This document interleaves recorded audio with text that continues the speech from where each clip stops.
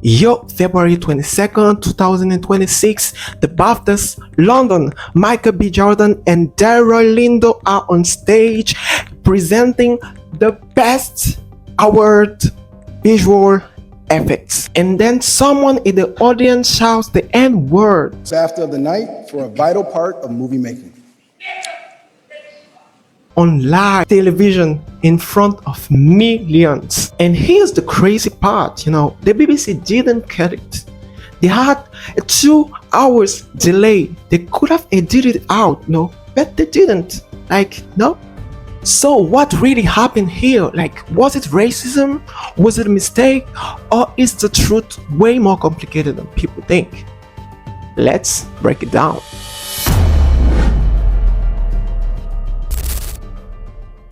Alright, so let's start with what actually went down. February 22nd, 2026, the BAFTA Film Awards at London's Royal Festival Hall, one of the biggest nights in British cinema.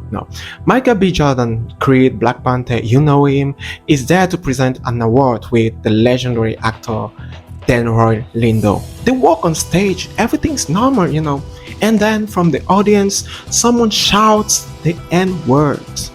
Not once, but multiple times.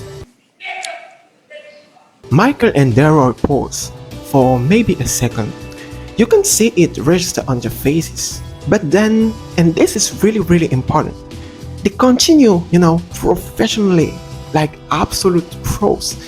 And I have to give them props for that, because that takes strange. And the host, Cumming, has to apologize multiple times throughout the night because of that.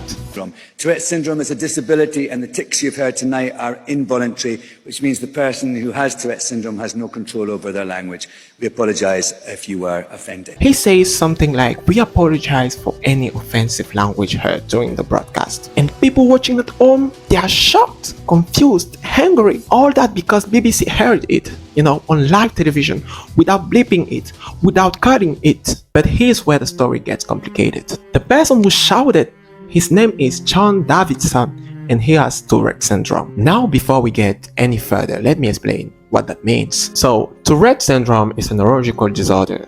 It causes movements, involuntary movements, and sounds called tics. Most people know about the physical tics, the head jerking, the eyes blinking, or the shoulder shrugging. But about 10 to 15% of people with Tourette have something called Coprolalia. Coprolalia means your brain forces you to say things you don't want to say, and most of them it is curse words, slurs, offensive language. And the sad thing about that is you have zero control over it. It's not intentional, it's not a choice. Imagine your brain forcing you to say the worst possible thing at the worst possible time, and you have no control over it. You can't stop it. That's what Davidson lives with every single day. And here's the thing, Davidson is actually an activist. He's been fighting for Tourette awareness for years, He's spoken publicly about living with Coprolalia, and there's even a movie about his life called I Swear, which was nominated at this ceremony. The film star Aramayo won Best Actor that night. So Davidson was there in the audience at the biggest moment of his life, and the Tourette, the thing he can't control, made him shout racial slur during a presentation by 2 black actors. According to the reports, Davidson left the auditorium about 25 minutes after it started. He was mortified. He knew what happened. He knew how he looked. But, and this is important, he didn't leave the building. No. He watched the rest of the ceremony on the screen in another room. Now here's where the controversy really starts. The BBC had it on a 2 hour delay. Not live, a 2 hour delay. Which means they had time to cut it, to edit it, or to bleep it. But they didn't. They let it air unedited. The same thing happened in the US. He aired a ceremony with your own delay, also didn't cut it. So now the clip is circulating everywhere, on TikTok, on Instagram, on Twitter, everywhere. I know a lot of people might be angry, but my question is why? Why did they choose to air this? Here's what we know. BAFTA was informed beforehand that John Davidson will be in the audience, and that he has Tourette syndrome with Coprolalia. The audience was briefed. They knew what could happen, but here's the question nobody answering. Did the BBC think this through? Did they consider how this will end? Because there is clearly a difference between being in the room where everyone knows the context and watching at home where millions of people have no idea what's happening. And that's a problem. Now here's where I have to be honest with you. There's something that's been bothering me about this whole situation. And I know this is gonna be controversial, but hear me out. Where was the apology? Where was the apology? John Davidson released a statement the next day. He said he was deeply mortified if anyone considers my involuntary tics to be intentional. That's not an apology. That's a defense. And look, I get it. I get it. I know Tourette syndrome means his tics are involuntary. He can't control them. But that's not in question. Involuntary doesn't mean consequence-free. Think about this. If you sneeze on someone, that's involuntary, okay? But you still say, I'm sorry. You still say sorry. You accidentally step on someone's foot. You didn't mean to, but you still apologize, because an apology isn't about admitting fault.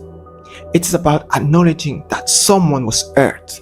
Michael B. Jordan and Delroy Lindo stood on that stage and heard a racial slur. Involuntary or not, that happened.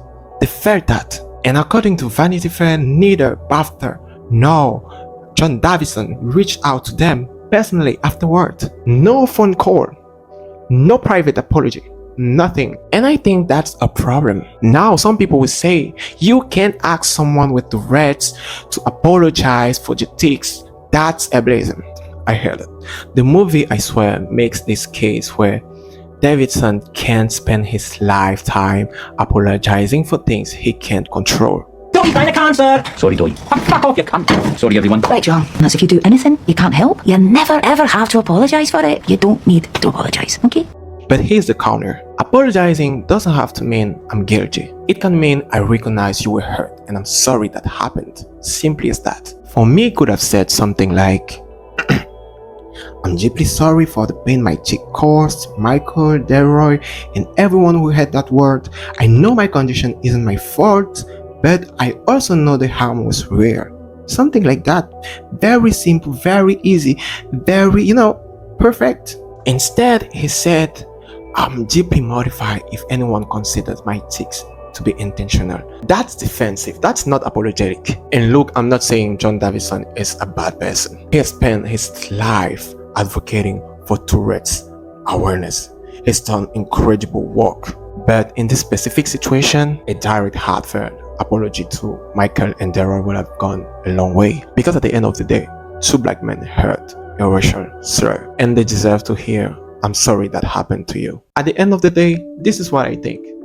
The BBC made a choice. They had 2 hours to think about this. 2 hours to consider. Do we hear this? Do we bleep it? Do we add content warning? Do you know what they could have added? I don't know, a disclaimer before the segment. Something like a guest with Tourette syndrome, is in the audience tonight. Involuntary vocal outbursts may occur, including offensive language. Viewer discretion is advised. Something like that. I don't know. But they didn't. They could have bleeped the audio, mute it for those few seconds. They could have cut to a different, camera angle, but they didn't do any of that. And that's the problem. This wasn't about John Davidson. He didn't do anything wrong in the sense that he couldn't control his tics. This wasn't about Michael B. Jordan and Delroy Lindo. They handled it with grace and professionalism that I deeply respect. This is about BBC making decisions that hurt people and not taking accountability for it. Because here's the thing, you can support disability inclusion and protect marginalized community from harm. Those two things aren't mutually exclusive. The BBC should have done both. They should have allowed John Davidson to attend, because he deserves to be there, honestly. And they should have protected their views by adding, context warnings or edits. But they chose to do neither, and that's on them. Look, this situation sucks for everyone involved. John Davidson is living with guilt and harassment for something he can't fully control. Michael B. Jordan and Delroy had to stand on stage and hear a slur. Intentional or not, it still happened. Black viewers have to relieve trauma. There is no easy villain here, except maybe the BBC's lack of, foresight. But here's what I hope comes from this. I hope people learn what Tourette syndrome is.